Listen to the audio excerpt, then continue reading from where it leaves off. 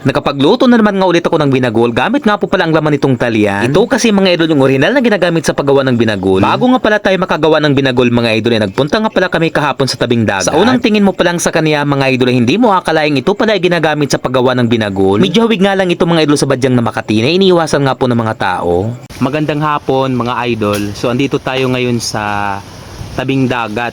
So mag-harvest tayo mga idol ng talyan. Yung kahawig siya ng badyang. Yung badyang kasi Makati pero itong talyan ay ginagawang binagol. Salamat naman at makakagawa na tayo mga idol ng binagol gamit yung talyan. Kasi yung talyan talaga mga idol yung original na ginagawang binagol. Kasi noong mga nakaraang buwan ang ginawa nating binagol ay gawa sa gabi, yung mika or kuryuso kung tawagin. So bukas gagawa tayo ng binagol na gawa sa talyan. Ayan o mga idol, ganyan po yung pag-harvest ng talyan. Idol yung dahon ng talyan. Hawig siya sa badyang. Pero hindi siya badyang kasi yung badyang Makati. Pero ito, ginagawang binagol mga idol. Yung kulay puti yung laman. Sa inyo pong lugar mga idol, ano po bang tawag nyo dito? Meron din po ba kayong tanim na ganito? Ito na mga idol yung kanyang laman ng talyan. Ang haba.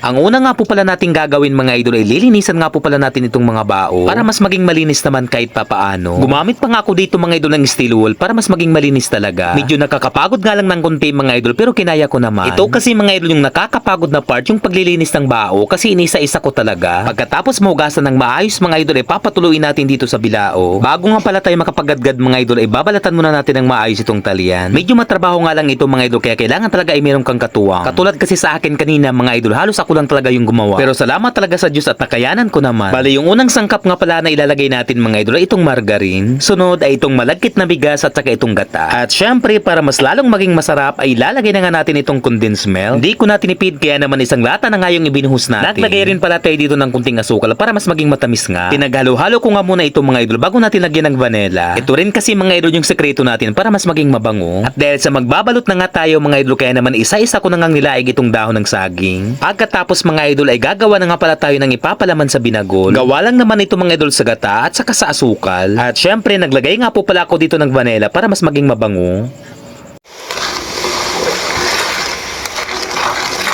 At para makumpleto nga yung mga sangkap mga idol kaya ibinuhos ko na nga itong mani at saka itong glutinous rice para mas maging malapot talaga. Nasa sa inyo naman mga idol kung maglalagay kayo o hindi.